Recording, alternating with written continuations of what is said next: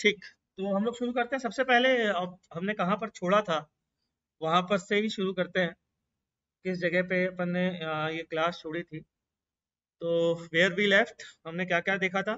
Subtraction of vectors देखा था, parallelogram law of vector addition देखा था, polygon rule of vector addition देखा था, कंपोनेंट्स ऑफ वेक्टर्स देखे थे, एडिशन और subtraction of vector using components. ये चीजें हमने लास्ट क्लास में बच्चों पढ़ी थी। और हाँ, बिल्कुल सही अर्पित अग्रवाल ने कहा है कि आज हम लोगों को यूनिट वेक्टर के बारे में जानना है। तो बच्चों, आज यूनिट वेक्टर के बारे में जानने के लिए कुछ बातें ध्यान से सुनिएगा, बड़ी इंटरेस्टिंग बातें हैं। मान लीजिए आप जिस रूम में बैठे हुए हैं, कोई रूम है ये कोई रूम, और इस रूम में आप बैठे हुए हैं अपनी टेबल चेयर पे या कहीं पर भी। आप हैं ए, और आपसे आपका फैन जो है, जो रूम में फैन लगा हुआ है ना, उसका नाम मान लीजिए बी है। ठीक है। अब मैंने आपसे कहा कि एक वेक्टर है 10 न्यूटन का, उसको रिप्रेजेंट करिए। 10 न्यूटन का वेक्टर, उसको रिप्रेजेंट करिए ए बी के डायरेक्शन में लग रहा है। ठीक है, ए से बी की ओर। तो आप पूरा वेक्टर, ये चीज किसी को कम्युनिकेट करना चाह रहे हैं, तो आप क्या बोलेंगे? A vector of magnitude 10 Newton, vector of magnitude 10 Newton acting along the line AB from A to B, A से B की ओर 10 न्यूटन का एक वेक्टर है जो A से B की ओर लग रहा है। ठीक है जी।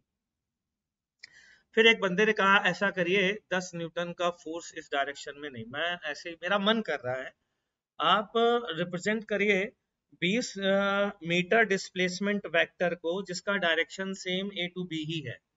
मैं फिर से सारी कहानी कहूंगा। A vector having magnitude 20 metre, फिर acting along the line AB from A to B। फिर वही पूरी कहानी मुझे बोलनी पड़ेगी। जब ये मैं बोल बोल के थक गया, एक बंदे ने कहा नहीं नहीं सर, अभी और बताइए। मैंने कहा और क्या बताऊं यार, एक और वेक्टर है। कि मैंने कहा क्या है? कि एक और वेक्टर कोई फिजिकल क्वांटिटी है, acceleration 2 metre per second square, और वो भी इसी डायरेक्शन में है, अब उसको रिप्रेजेंट करिए। मैं कहा यार धत तेरे की। फिर मुझे बोलना पड़ेगा 2 metre per second square acting along the line A B from A to B. इतना लंबा बोलूंगा ना, तो फिर मेरे दिमाग में एक बात आई, पता है क्या?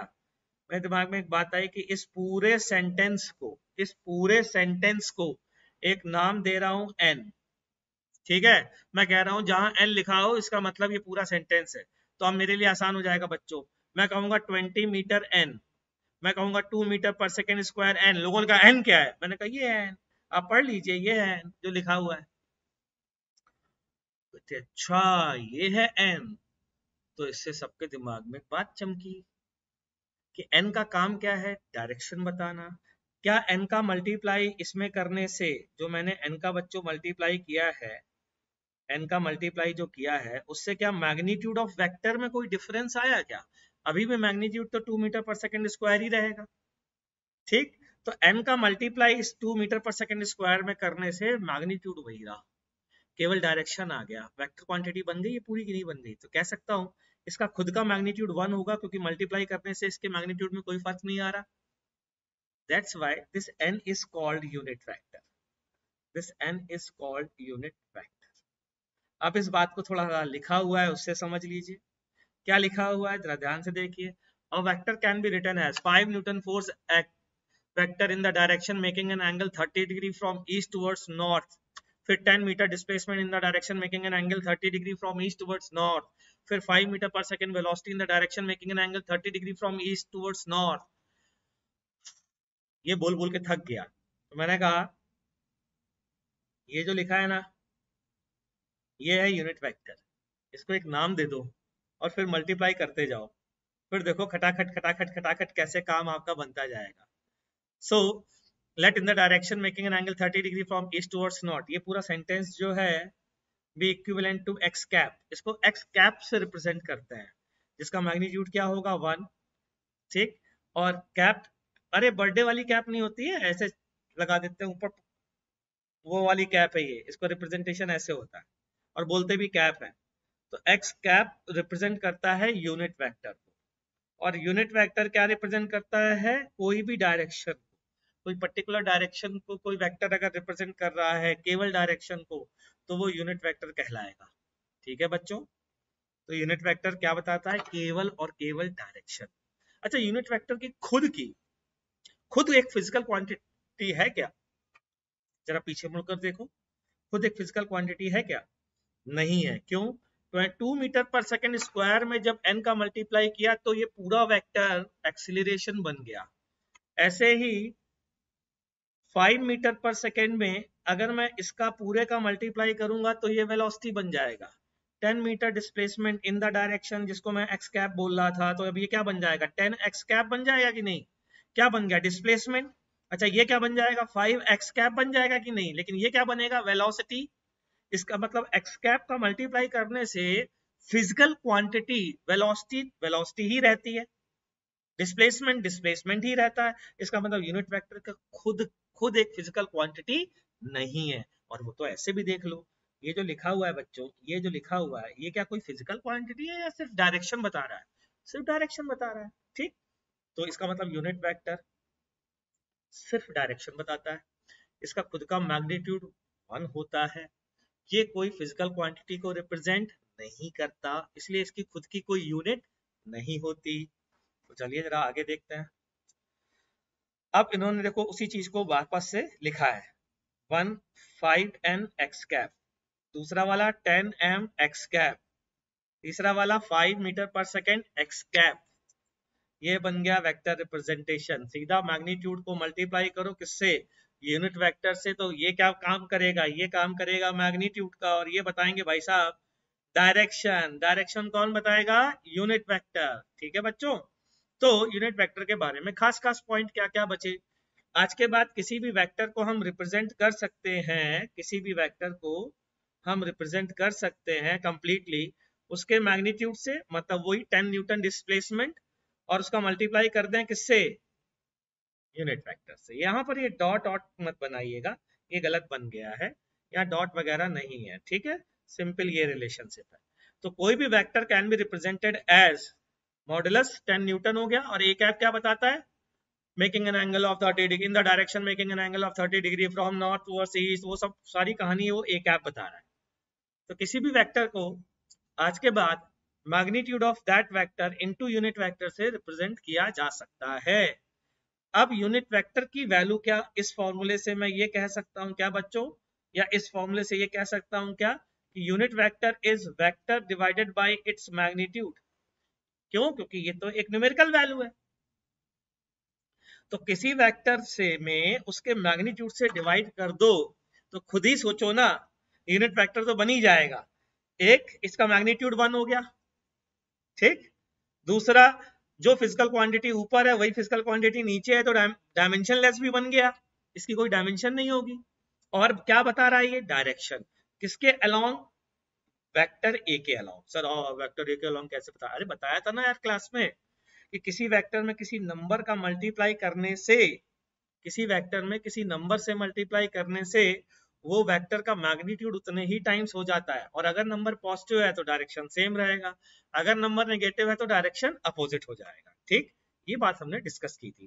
दैट मीन्स 3a वेक्टर मान लीजिए कोई है, तो उसका डायरेक्शन तो वही रहेगा ना जो a का है, तो वैसे ही 1/mod a into vector a, इसका डायरेक्शन क्या रहेगा, वही होगा जो a का होगा, लेकिन इसका मैग्नीट्यूड कितना हो जाएगा बच्चों, 1।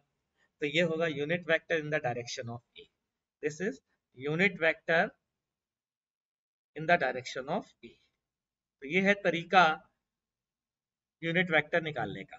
ठीक, चलिए आगे बढ़ते हैं। आगे की कहानी यूनिट वेक्टर के बारे में कुछ इंपॉर्टेंट पॉइंट है, वो है क्या, these are the vectors having unit magnitude, बता चुका हूँ। They only tell the direction in space, बता चुका हूँ। Unit vectors have no unit, बता चुका हूँ। That is it does not represent any physical quantity by itself, बता चुका हूँ। मल्टीप्लाई करने के बाद करता है। Unit vectors which are specified, कुछ यूनिट वेक्टर्स ऐसे हैं जो फिक्स है, मतलब पूरी जनता को मालूम है, पूरी जनता को मतलब एक एक एक कन्वेंशन है जो पूरे वर्ल्ड में सारे लोग फॉलो करते हैं। मतलब ऐसा कोई डिस्कवरी या कोई लॉ नहीं है, लेकिन एक कन्वेंशन है जो सब लोग आपस में मानते हैं कि हाँ चलो यार यही नाम रखे जाने चाहिए। वो क्या, अगर कभी भी एक्स वाई जेड एक्सिस जो जनरली चूज की जाती है, उसमें एक्स एक्सिस के अलोंग यूनिट वेक्टर को आई कैप से रिप्रेजेंट किया जाएगा, मतलब ये डायरेक्शन आई कैप से रिप्रेजेंट किया जाएगा, ये डायरेक्शन बच्चों जे कैप से रिप्रेजेंट किया जाएगा, ये डायरेक्शन के कैप से रिप्रेजेंट किया जाएगा। जाहिर सी बात है, चूंकि ये सारे के सारे यूनिट वेक्टर है, सारे के सारे, हाँ डायमेंशन से भी बोल सकते हैं भाई चिरंजीव, तो सारे के सारे यूनिट वेक्टर है, तो इनका मैग्नीट्यूड बच्चों कितना होगा, 1।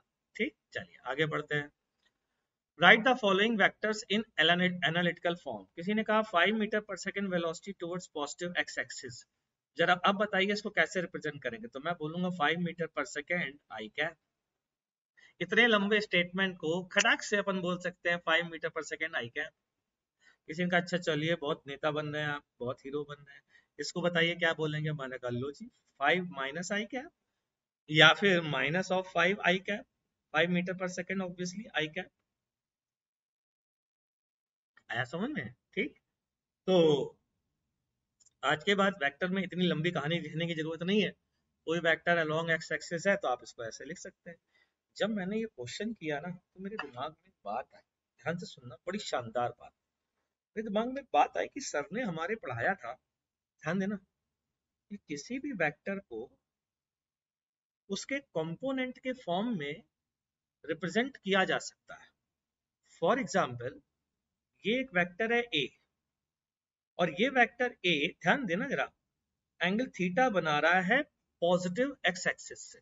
ठीक, तो एक तो बच्चों इसको रिप्रेजेंट करने का तरीका ये हो गया कि vector A is making an angle theta from positive x axis towards positive y axis, from positive x axis towards, इधर घूमो anticlockwise, towards positive y axis. कुछ पल्ले पड़ा? एक तो इसको बोलने का ये तरीका है। ठीक, एक और तरीका है कंपोनेंट फॉर्म में, कैसे बताता हूं। अ vector having a cos theta component, a vector having a cos theta component, मैं यहां लिख रहा हूं बाकी का वापस से पूरा पूरा लिख रहा हूं। a vector having a cos theta a cos theta and a sin theta component along x and y axis respectively।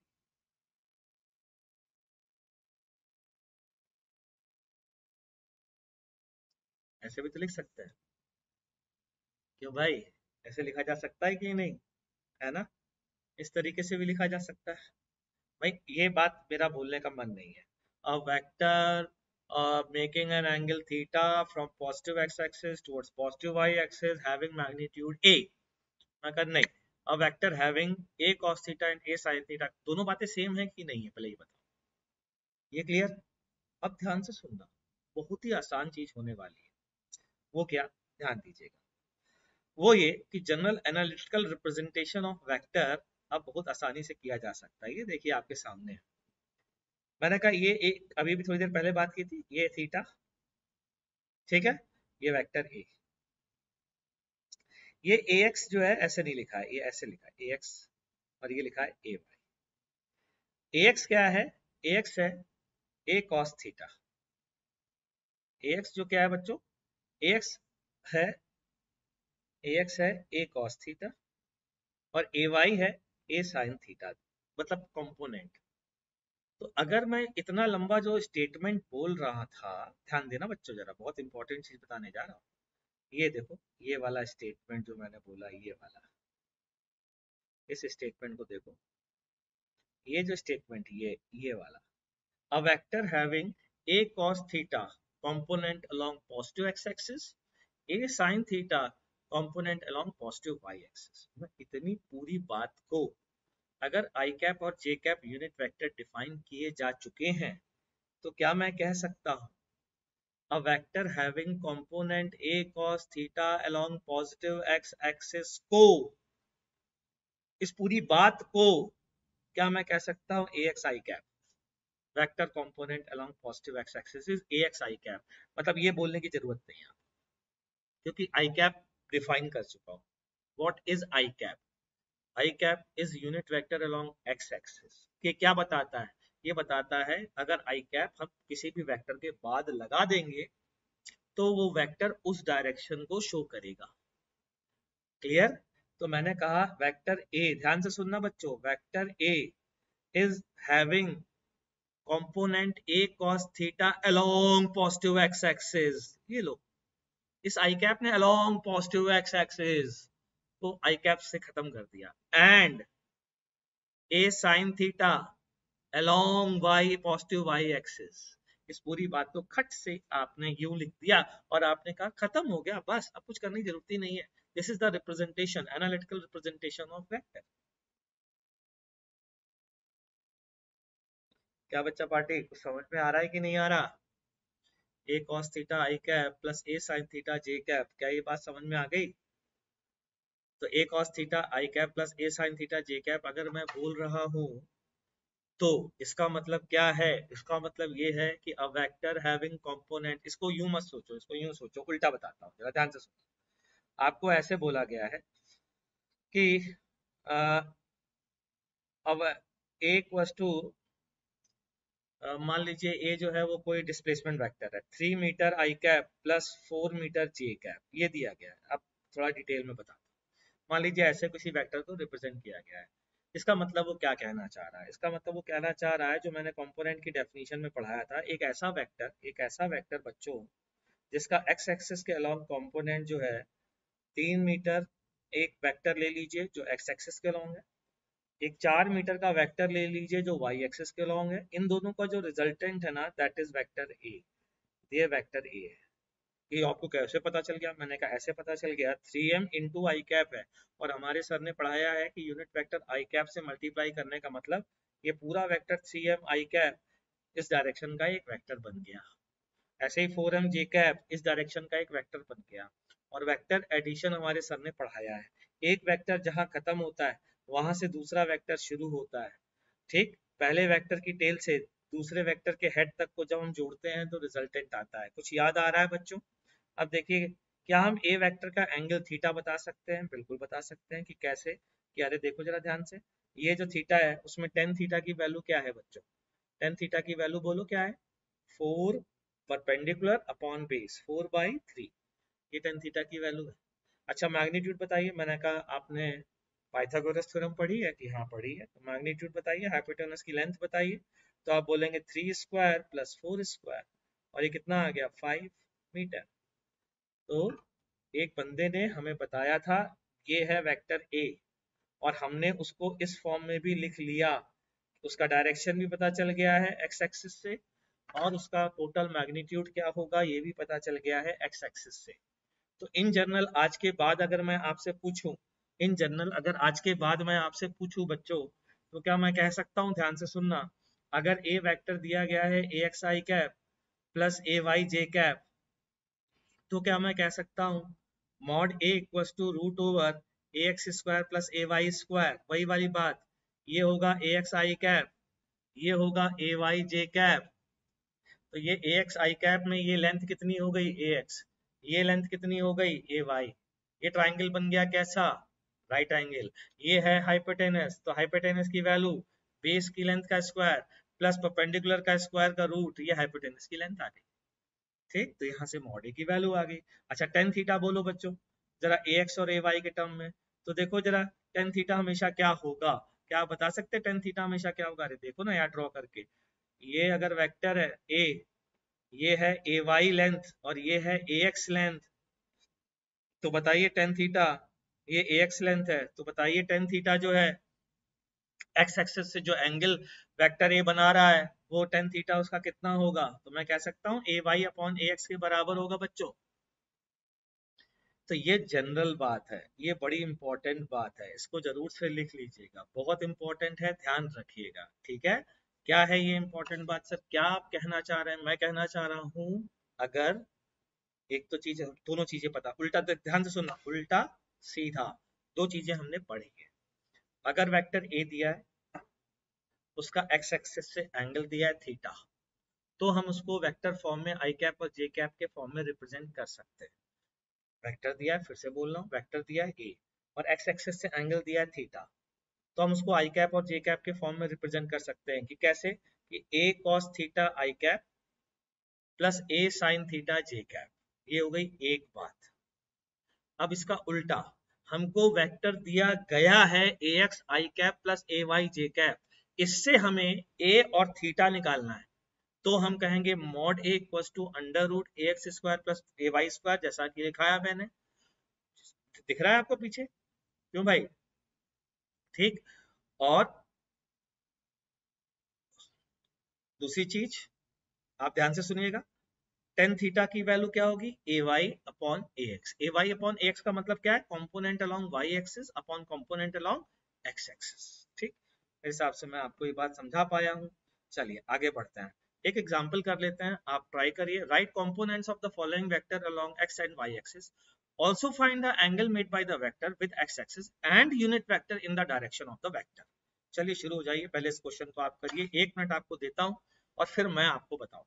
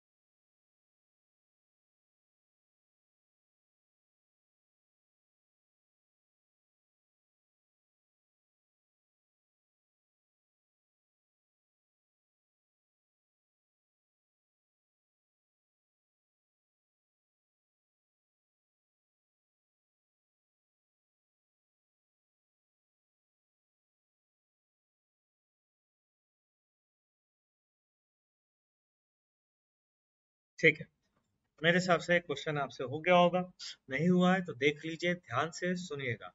सबसे पहली बात, कंपोनेंट एफ एक्स जो है वो -3 है, दैट मीन्स मैं कह सकता हूं कंपोनेंट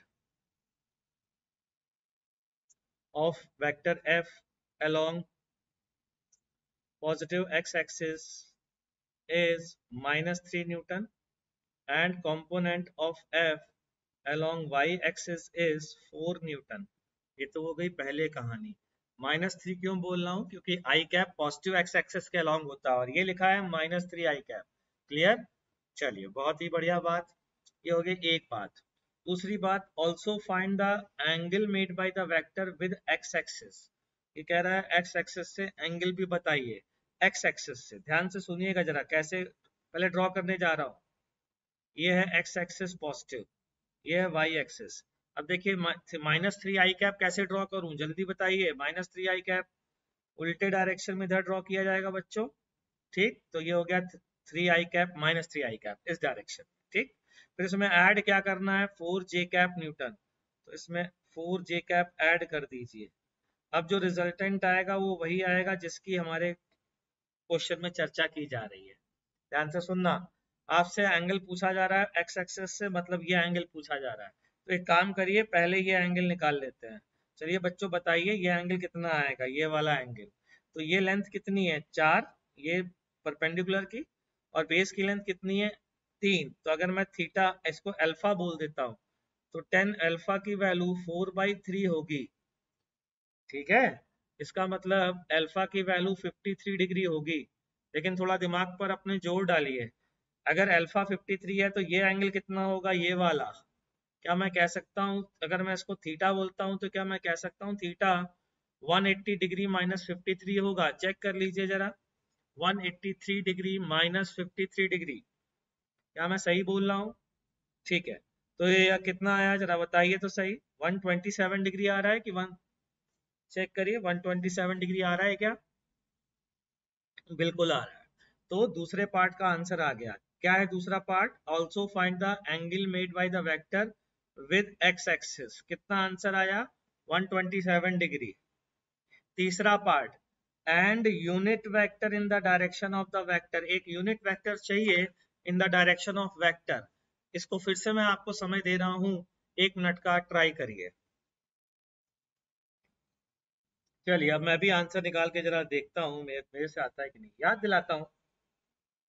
हमने अभी अभी आज की क्लास में एक फॉर्मूला पढ़ा था, ए कैप बराबर vector A divided by it's modulus. क्या याद आया? यदि ये याद आया है तो जरा देखिए तो सही, वेक्टर ए की वैल्यू क्या होगी बच्चों? वेक्टर ए की वैल्यू, अरे लिखिए ना, वेक्टर ए की वैल्यू मतलब एफ। यहाँ एफ पूछा है, एफ कैप पूछा है ना भाई, तो एफ कैप की वैल्यू, एफ कैप मतलब unit vector along force F, तो unit vector along force F जिसके अलोंग यूनिट वेक्टर पूछा जा रहा है उसमें कैप लगा दी जाती है यार। और इसका फॉर्मूला लिखवाया है force upon its magnitude.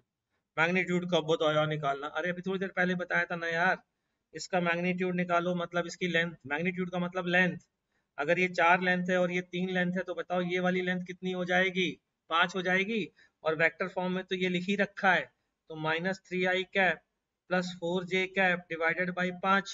Newton हट गया क्योंकि ऊपर न्यूटन भी आएगा नीचे न्यूटन भी आएगा, तो ये है आंसर, ये है यूनिट वेक्टर जिसकी बात की जा रही थी, जिसका आंसर चिरंजीव ने सही दिया था।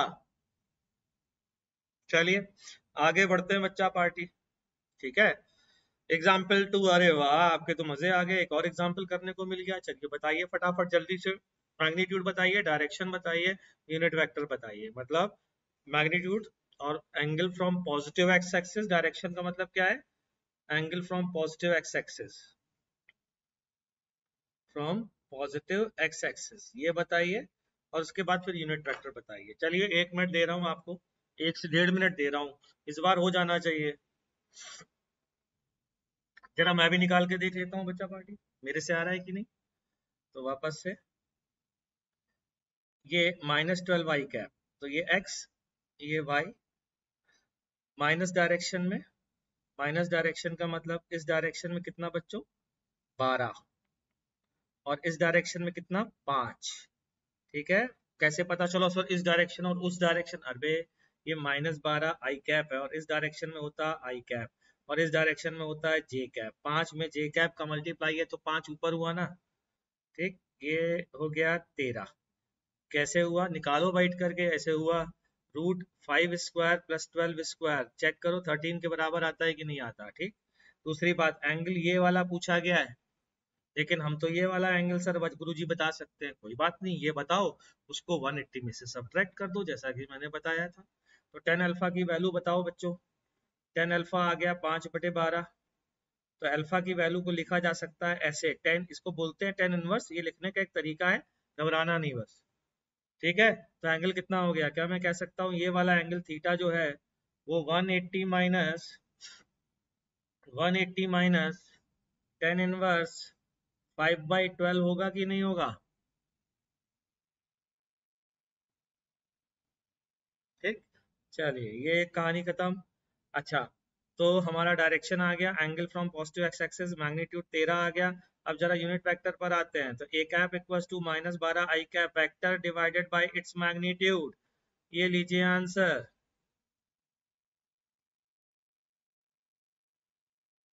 ठीक है जी, टेन इनवर्स 5/12 दैट भार्गो, वो यहाँ से आएगा, निगेटिव एक्स एक्सिस से आएगा 5/12, ठीक है। तो अगर पॉजिटिव एक्स एक्सिस से बच्चा देखेंगे तो यहाँ से देखा जाएगा ना, तो ये पूरा एंगल है 180, उसमें से अल्फा को सब्ट्रैक्ट कर देंगे तो ये वाला आ जाएगा ना, ठीक। चलिए आगे बढ़ते हैं, थर्ड क्वेश्चन पर आते हैं। अरे यार क्या बात है, क्वेश्चन की तो बारिश हो गई है। चलिए करिए फिर फटाफट जल्दी से प्रैक्टिस करिए। ये बहुत अच्छा क्वेश्चन है पता है, देखते हैं कितने लोग कर पाते हैं विदाउट एनी हिंट। बढ़िया क्वेश्चन है, करिए, टेक योर टाइम।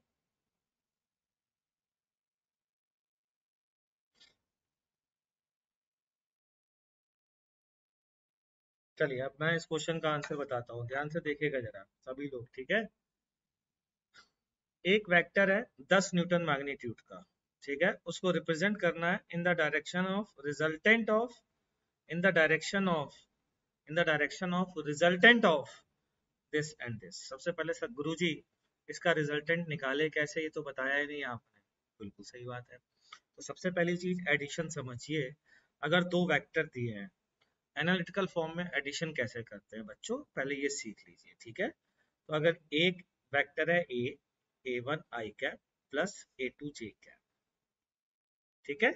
दूसरा वेक्टर है B one I cap plus B two J cap.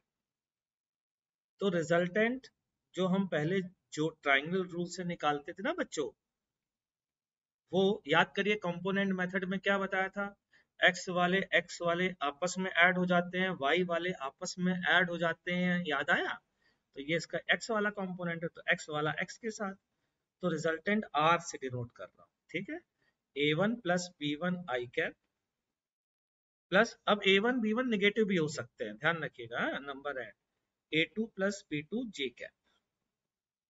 बस आई कैप को आई कैप के साथ जोड़ना होता है, जे कैप को जे कैप के साथ जोड़ना होता है, सिर्फ इतना सा काम करना होता है। बस हो गया इतने में, ए वन प्लस बी वन और ए टू, ठीक। तो जरा इसका रिजल्टेंट निकालो बच्चों, resultant of these two vector. तो देखो, इसके साथ आई कैप के साथ 2 आ रहा है और इसके साथ माइनस आई आ रहा है, तो इसका रिजल्टेंट बोलो बच्चा पार्टी कितना आएगा, 2 आई कैप माइनस आई कैप आएगा। अच्छा, ऐसे ही 3 जे कैप और 2 जे कैप को जोड़िए जरा, सिंपल, तो ये आ जाएगा 5 जे कैप। तो पहली बात तो ये रिजल्टेंट, ठीक। अब क्वेश्चन की लैंग्वेज को कन्वर्ट करते हैं। क्वेश्चन पूछा जा रहा है आपसे, represent the vector of magnitude 10 Newton and acting in the direction of, के बाद ये लगा दीजिए, इन दिस डायरेक्शन, ठीक। याद करिए आप, इन दिस डायरेक्शन, ए से बी, इन दिस डायरेक्शन को कैसे हटाते थे, इस दिक्कत को, इस परेशानी से कैसे बचते थे। तो 10 न्यूटन में यूनिट वेक्टर का मल्टीप्लाई कर देंगे तो क्या काम बन जाएगा बच्चों, ठीक। तो 10 न्यूटन में किस यूनिट वेक्टर का, 10 न्यूटन किसकी ओर लग रहा है, किसकी ओर लग रहा है, आर की ओर लग रहा है। क्या आर के अलोंग यूनिट वेक्टर निकाल सकते हैं क्या, सिखाया है क्या सर ने, बिल्कुल सिखाया है। R cap equals to vector R upon mod R, सिखाया था ना। तो उससे I cap plus 5 J cap divided by कितना आएगा, 25 प्लस 1, तो कितना आ गया, I cap plus 5 J cap divided by root 26, आया कि नहीं आया। ये क्या है, unit vector. In which direction, in the direction of resultant of this and this, ठीक। जो कि दिस ये है, और ये इसका डायरेक्शन लिखने का तरीका ये है, यूनिट वेक्टर बताया था ना। तो आंसर क्या हुआ बच्चों, 10 न्यूटन है magnitude into unit vector. Unit vector कितना निकाला है, I cap plus 5 J cap divided by root 26, ये आंसर है। देख लीजिए, कोई डाउट हो तो पूछिए। हाँ, तो general representation of A vector in 3D space, मतलब अब आई कैप भी आएगा, जे कैप भी आएगा और के कैप भी आएगा, उसके जनरल रिप्रेजेंटेशन की बच्चों बात चल रही है, ठीक। 3 डायमेंशन की। तो जरा देखिएगा जनरल रिप्रेजेंटेशन कैसे करना है। तो पोजीशन वेक्टर जनरल रिप्रेजेंटेशन के लिए जो मैंने एग्जांपल लिया है वो लिया है पोजीशन वेक्टर का। तो व्हाट इज पोजीशन वेक्टर, पहले ये समझिए, ठीक।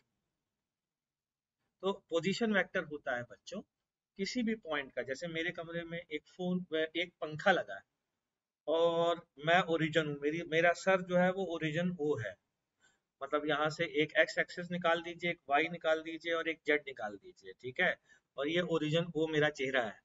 अब यहाँ पर एक पंखा है, तो पंखे का पोजीशन वेक्टर पता है क्या होगा, मेरे ओरिजिन से एक वेक्टर शुरू करिए और पंखे तक ले जाइए उसका head, that vector will be called position vector of the पंखा।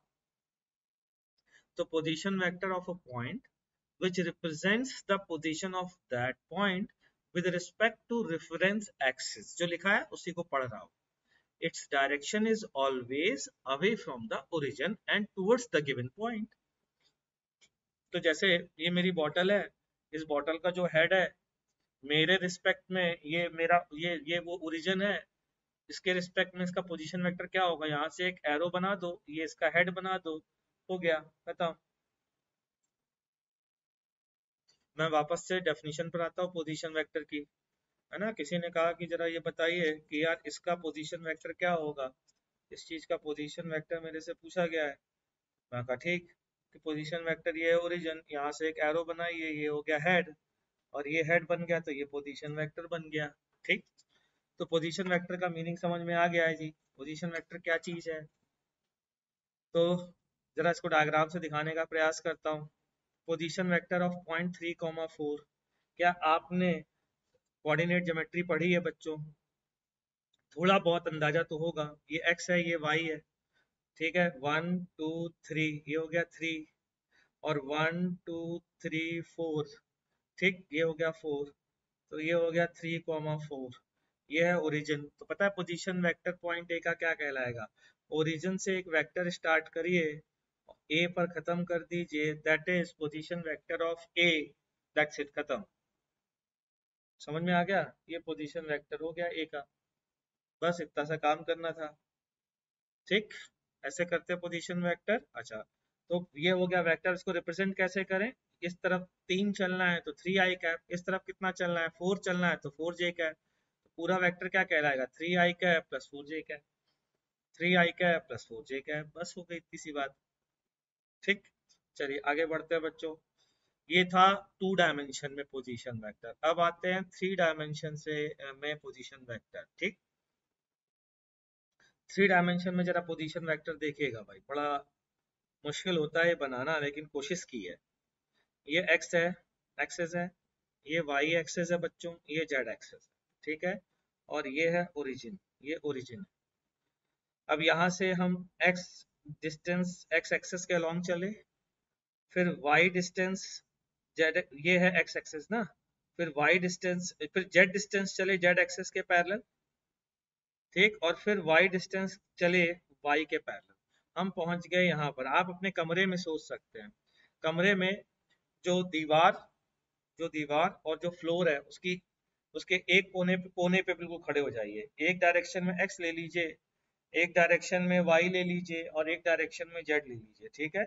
आप उस कोने से एक तरफ चलेंगे तो आप एक्स डिस्टेंस चले, फिर जेड के पैरेलल चलिए, फिर दूसरे वाली जो एज है उसके पैरेलल चलिए कुछ डिस्टेंस, और फिर ऊपर पहुंच जाइए। तो आप कमरे के दूसरे वाले कोने को पहले वाले कोने के रिलेटिव देखो, और एक एरो बना दो।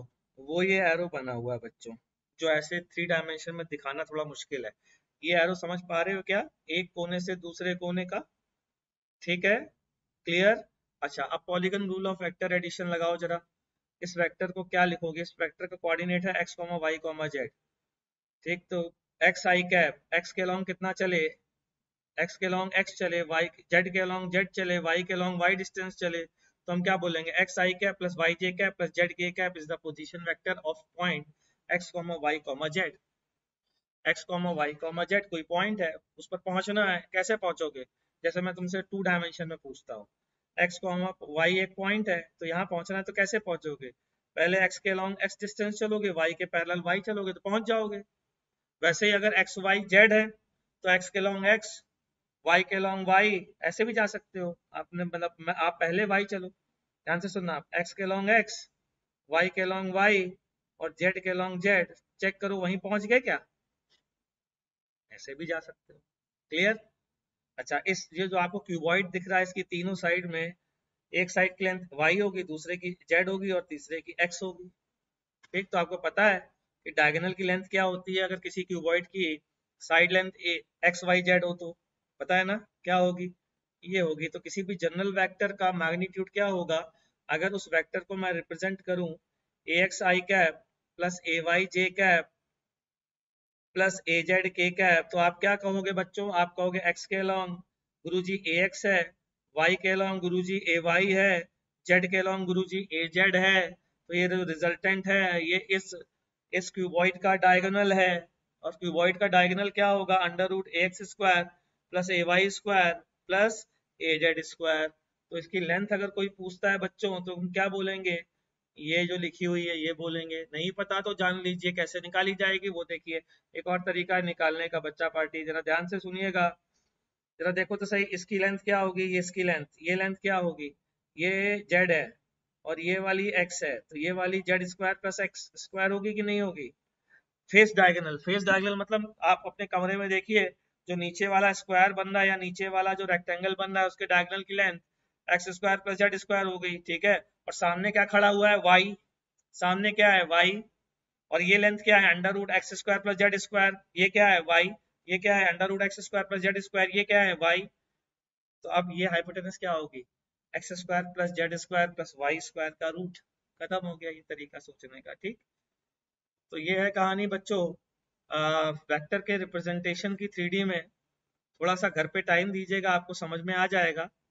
अब कुछ चीजें हैं, कुछ फॉर्मूले हैं, वो कैसे याद किए जाएं। एंगल मेड बाई फ्रॉम ए, जो वेक्टर था अभी तक इसके मैग्नीट्यूड की बात की थी, एंगल की बात नहीं की थी। ये है वो वेक्टर बच्चों, ये वो वेक्टर है, ये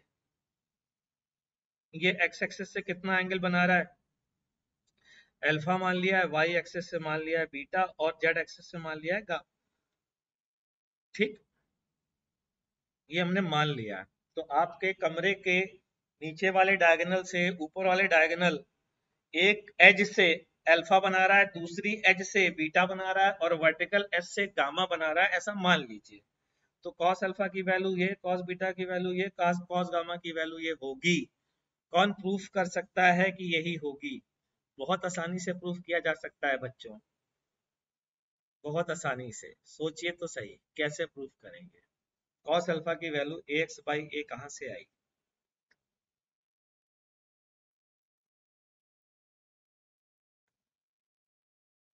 अच्छा चलिए बताइए, इसकी लेंथ कितनी है, एक्चुअल वेक्टर की लेंथ कितनी है, ए, ठीक। उसका एक्स एक्सेस के अलोंग प्रोजेक्शन कितना है, ए एक्स, और ये एंगल कितना है, अल्फा। तो कॉस अल्फा की वैल्यू एक्स बाई, सिंपल। ऐसे भाई तुमने क्या लिखा था, मैं याद दिलाता हूँ, तुमने लिखा था ए बराबर ए एक्स आई कैप, मतलब इसका वेक्टर का प्रोजेक्शन एक्स के अलोंग ए एक्स है, वाई के अलोंग ए वाई है, और जेड के अलोंग ए जेड है।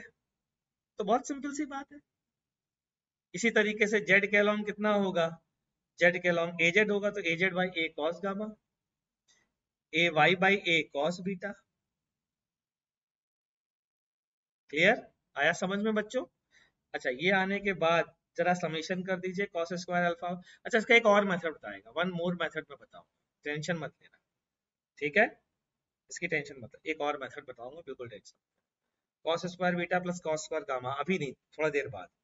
तो ये आएगा A x square plus A Y square plus A Z square by A square. देखो जरा इसको सम करके देखो, X square by A square, A Y square by A square, A Z square by A square. इसको sum करोगे तो one नहीं आ जाएगा? आ जाएगा ना। अच्छा चलो sine square alpha plus sine square beta plus sine square gamma की वैल्यू निकालते हैं। चेक करो क्या आ रही है।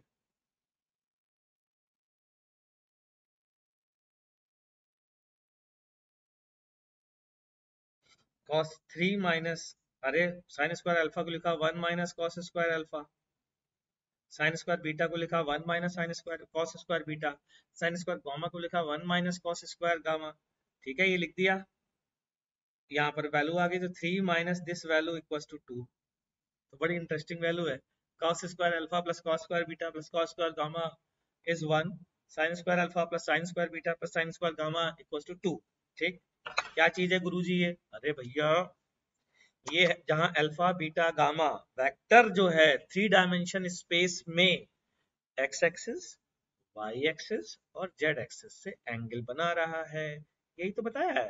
ठीक बच्चों, चलिए हम आगे बढ़ते हैं।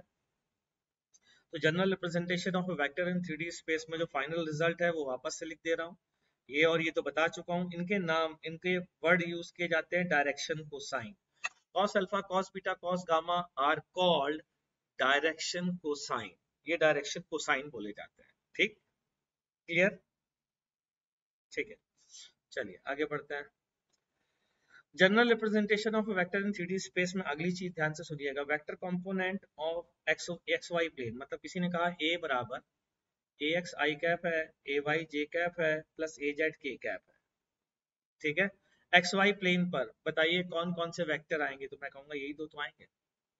तो vector component on x y plane is A x i cap plus A y j cap कहलाएगा। और किसी ने कंपोनेंट बोल दिया बच्चों, केवल कंपोनेंट बताओ, तो इसका रिजल्टेंट निकाल लीजिए, under root A x square plus A Y square. Component on which plane?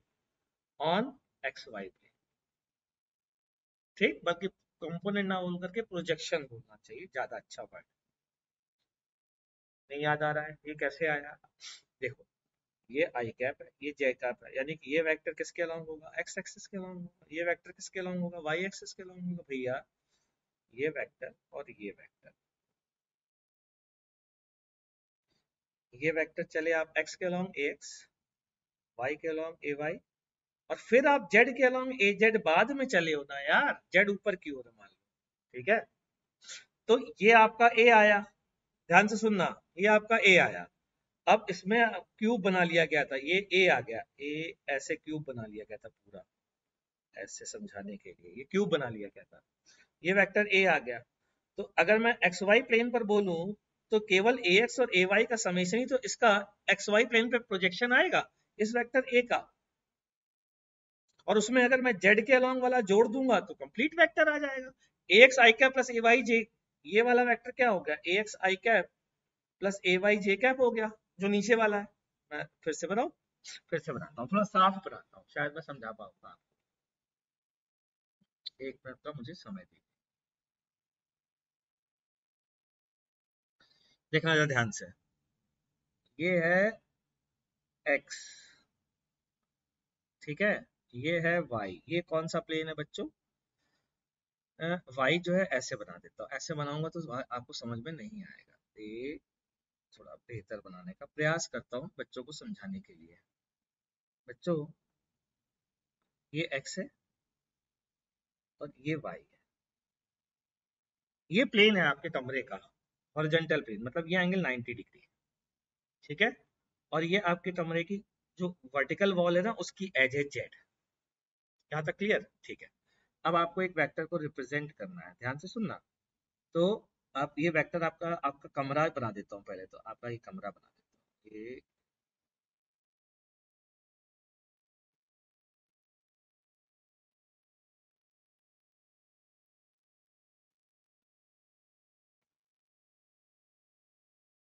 ये बन गया है। ये आपके कमरे का एक कोना ओ है और एक का कोना ए है। तो वेक्टर ए को कैसे रिप्रेजेंट करोगे? ओ से शुरू करो और ए पर खत्म कर दो, ये आ गया वेक्टर ए, इसे कहते हैं वेक्टर ए। अच्छा, ये किन तीन चीजों से मिलके बना है? रिपीट कर रहा हूँ, देखना जरा ध्यान से। ओहो, ये क्या हो गया? किन तीन चीजों से मिलके बना है? ए एक्स आई कैप, आपके कमरे की एक एज, ए वाई जे कैप, आपके कमरे की दूसरी वाली एज, और फिर आपके कमरे की सामने वाली एज, ए जेड के कैप, ये वेक्टर ये हो गया बस। किसी ने कहा इसका एंगल एक्स एक्सेस से, तो आप सिर्फ ये देखो, ए इसको इससे मिला दीजिए तो ये ट्राइंगल बनेगा, राइट एंगल। और ए का, ये ए वेक्टर है ये वाला, ए का मतलब इस ट्राइंगल को अगर बनाओगे तो ऐसा ट्राइंगल बनेगा बच्चों, ऐसा, जिसमें ये ए होगा, ये ए एक्स होगा और ये वाला एंगल अल्फा होगा, ठीक? जो पहले बताया था मैंने। अच्छा, दूसरी चीज, इस ए वेक्टर का हॉरिजॉन्टल प्लेन पर क्या कंपोनेंट होगा? तो आप यही तो बोलोगे, हॉरिजॉन्टल पर ये वाला कंपोनेंट होगा, ये वाला ए x i cap plus A y j cap, उसमें ऊपर वर्टिकल वाला जोड़ देते हैं तो ओरिजिनल वेक्टर मिल जाता है। अभी क्लियर हो गया मेरे ख्याल से। तो vector component on y z plane क्या हो जाएगा? A y j cap plus A z k cap. Vector component on x z plane क्या होगा?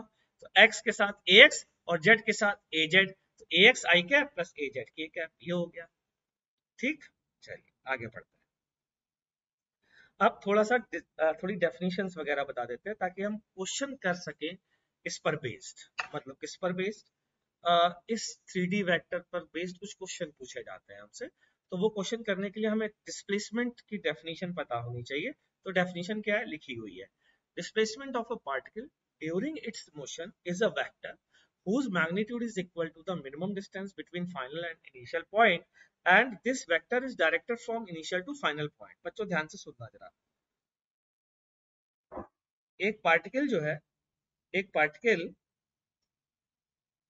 इनिशियल पॉइंट आई से चला और ऐसा घूमता हुआ टहलता हुआ फाइनल पॉइंट एफ पर पहुंच गया, ठीक? इस पार्टिकल का इनिशियल पोजीशन वेक्टर बच्चों आर आई है और final position vector R F है, initial position vector R I है और final position vector R F है। तो और पार्टिकल ऐसे अजीब से पाथ से ट्रेवल करता हुआ गया। ठीक, हमसे पूछा जा रहा है कि व्हाट इज डिस्प्लेसमेंट।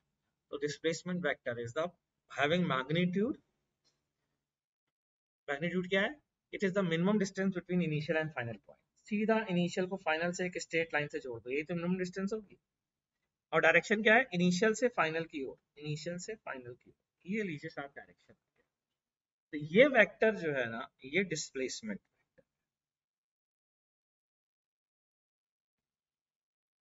ठीक, इस डिस्प्लेसमेंट वेक्टर को कई तरीकों से रिप्रेजेंट किया जा सकता है।